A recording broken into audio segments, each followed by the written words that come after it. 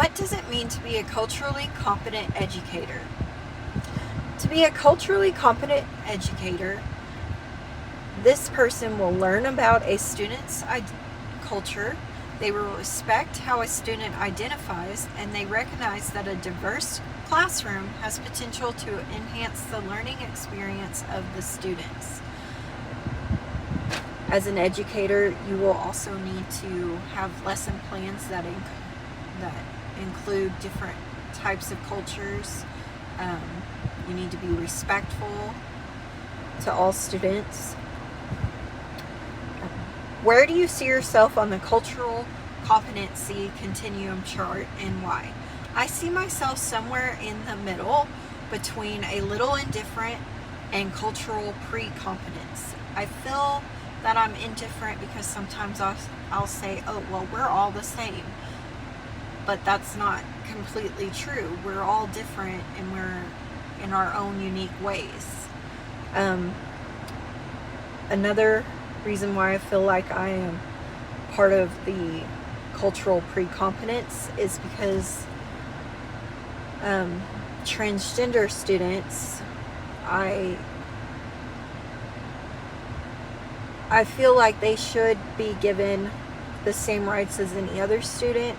However, because I'm Christian, I feel like a female is a female and a male is a male. But I know that it's not always black and white. So I'm somewhere in between the middle with that. What will it take for you to get to the next step or to deepen your cultural competence, including understanding your own personal bias, teaching in a diverse classroom, and implementing strategies for ensuring a safe and supportive classroom for all students? Honestly, to get to the next step, I'm going to pray about it. I feel like that's basically all I can do. As a Christian, I struggle with, certain controversial topics like transgender students and LGBTQ students. It's hard for me, but I also feel like maybe I could reach out to my principal. Maybe they could help me, point me in the right direction. I can also take a minute to understand that I'm an educator, and it is my job, regardless of these students' backgrounds, to teach and give them the best education I can, the same as any other student. I can also make sure that my classroom is a judgment-free zone, meaning my students will be allowed to be who they are in my classroom without fear of judgment or bullying or anything like that. I will also make sure that I'm being respectful to my students. If one of my students identifies as they, him, her, or so on, I will be respectful. I will call them by their preferred pronoun. I may mess up, but I will do my best to correct myself. What are specific research and readings, tools, resources, or training you might use to further your cultural competency as an educator? There are a lot of different resources I can use, especially if you just use Google. There's a lot of different articles, and there's even websites that offer free lesson plans for that. I can also speak to my principal. I know sometimes they have workshops or even certain articles that they have been sent from Texas Education or any of those types of things.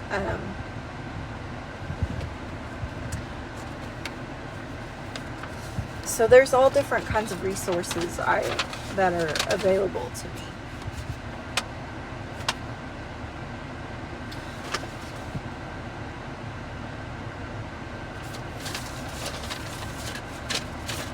specific ones would be the article, How Can We Prepare Teachers to Work with Culturally Diverse Students and Their Families? Communicating cross-culturally, what teachers should know, and the resource, Multicultural Classrooms. This one offers free lesson plans for exploring topics like race, ethnicity, gender, and sexual orientation, and communicating, and how to navigate with your students on the different backgrounds. What will it look like to have cultural inclusivity in your future classroom? So as of right now, I go to the district that I would be working for is going back to what they used to do 5 years ago. As of right now, if you live within a certain mile of a school, or miles of a school, you would go to that school. However, this doesn't make for a diverse school, because if you're in a rich neighborhood, you pretty much go to school with just rich kids.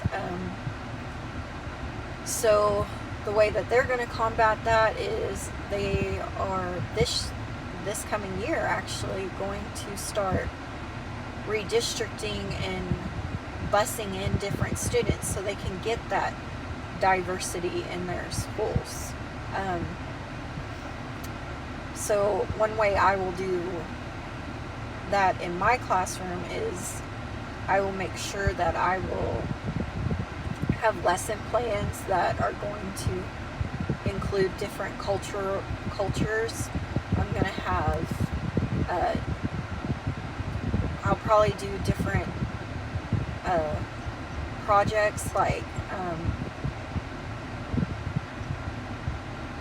a family tree or something like that.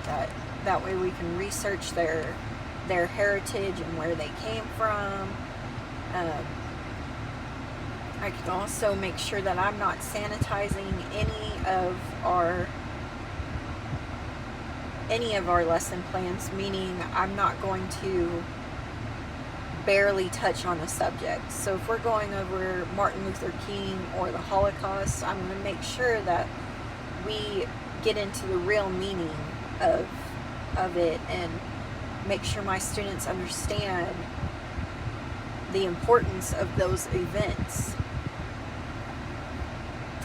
How will you ensure you are respecting students as individuals with differing personal backgrounds and various skills, abilities, perspectives, talents, and interests that do not align to your spiritual beliefs and moral values? So I am a Christian.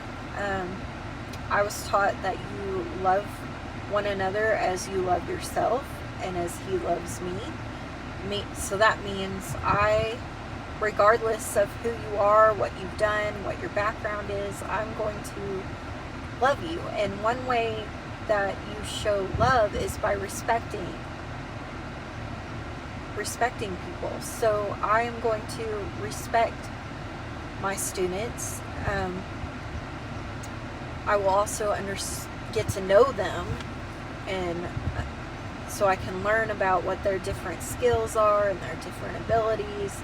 That way I can help work with them to build on those skills and their abilities. And if I have a special education student who's autistic and will not make eye contact with me, then I will be respectful of that, because I understand that some things are difficult for some students. And I will also make sure that, if a student prefers to call me Miss Trailer or refer to me as ma'am, things like that, I will make sure those are things that show respect that I would like. However, I know in certain cultures they don't address adults like that. So I will be respectful of that and learn how they do address adults. Another thing that I can make sure I'm doing in my classroom is by trying to get to know my students' interests. So if one student is having trouble in math, and I notice that they like basketball, I could use basketball as a way to teach triangles and all kinds of different math type things. There's all different examples, and by using resources on the web, I can find different lesson plans to help my students.